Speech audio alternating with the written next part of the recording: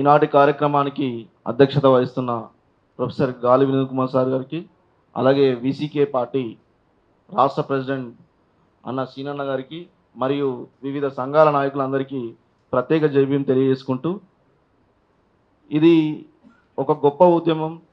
నిజంగా ఈ ఉద్యమాన్ని కనుక వేరే అగ్రవర్ణ పార్టీ నాయకులే కావచ్చు, అగ్రవర్ణ లీడర్సే కావచ్చు, ఇది టేకప్ చేసి ఉంటే మాత్రం దీన్ని ఈ పార్టీకి, ఈ మీడియా కావచ్చు మరియు ఈ రాజకీయ పార్టీలే కావచ్చు, దీన్ని ఈ పార్టీకి దేశ చరిత్రలో లెక్కించేటువంటి మూమెంట్గా చిత్రీకరించేటువంటి వాళ్ళు.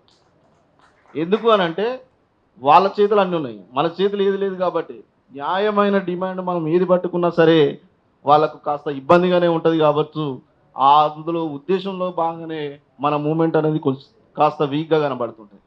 ఇది మనం ఖచ్చితంగా అర్థం చేసుకోవాల్సిన అవసరం ఉందనే విషయాన్ని నేను ఒక ఉస్మానియా విద్యార్థిగా మీ అందరికీ తెలియజేస్తున్నాను. అంటే మూమెంట్ ఎట్లా జరుగుతుంది అనే దానికి తెలంగాణ మూమెంటే పెద్ద ఎగ్జాంపుల్. మనకేం కొత్త కాదు, మూమెంట్ అనేది కొత్తగా చేయాల్సిన అవసరం కూడా ఏం లేదు.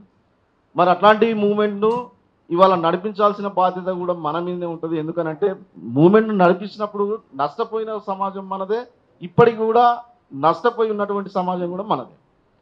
సో దీన్ని దృష్టిలో పెట్టుకొని మూమెంట్ అనేది ఉండాలి.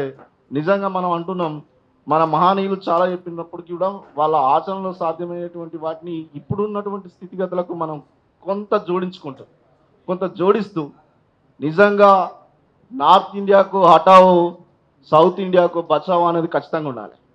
ఎందుకంటే అది లేకుండా మనం చేయలేం, అది ఉంటేనే సాధ్యమవుతుంది. ఎందుకంటే సంపద అంతా వాని చేతిలో ఉంది. తెలంగాణ సంపదను ఇవాళ తోసుకుపోతున్నాడు. వాడు కొత్తగా మండలాలు ఏర్పడితే కూడా వాడు ఛాయ్ కొట్టు పెట్టిండు రాజస్థాన్ వాడు వచ్చి.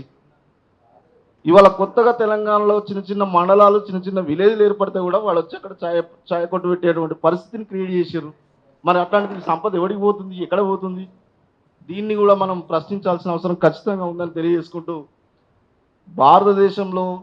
భారతదేశంలోనే కాదు సౌత్ ఇండియా ప్రజలకు, ముఖ్యంగా ఇక్కడ ఉన్నటువంటి తెలంగాణ, ఆంధ్ర మరియు తమిళనాడు ప్రజలకు ఒక అనుకూలమైనటువంటి ప్రాంతం హైదరాబాద్. ఇది ఖచ్చితంగా క్యాపిటల్ సిటీ, సెకండ్ క్యాపిటల్ సిటీగా ఉండాలని మేము ఈ సందర్భంగా తెలియజేసుకుంటూ, మాకు ఈ అవకాశం కల్పించినటువంటి ప్రొఫెసర్ గాలి వినోద్ కుమార్ సార్కి ధన్యవాదాలు తెలియజేసుకుంటూ ముగిస్తున్నాం.